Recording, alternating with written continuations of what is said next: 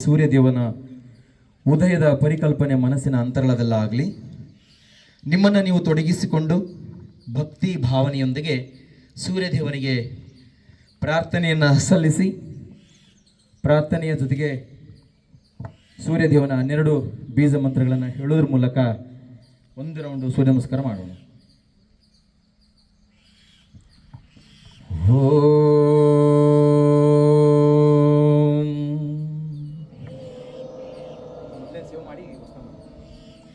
ಹಿರಣ್ಮಹೇನ ಪಾತ್ರೇಣ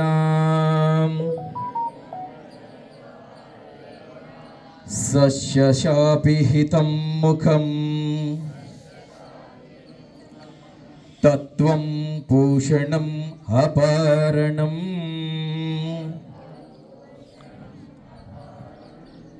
ಸತ್ಯಧರ್ಮಾ ಹಿ ದುಷ್ಟಹೇ.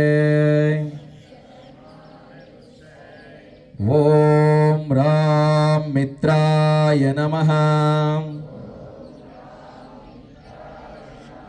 ಓಂ ರೀಂ ರವಹೇ ನಮಃ. ಓಂ ರೋಂ ಸೂರ್ಯಾಯ ನಮಃ. ಓಂ ರೈಂ ಭಾನವೇ ನಮಃ. ಓಂ ರೌಂ ಅರ್ಕಾಯ ನಮಃ. ಓಂ ರಹ ಪೂಷ್ಣೇ ನಮಃ. ಓಂ ರಾಂ ಹಿರಣ್ಯಗರ್ಭಾಯ ನಮಃ. ಓಂ ರೀಂ ಮರಿಚಯೇ ನಮಃ. ಓಂ ರೂಂ ಆದಿತ್ಯಾಯ ನಮಃ.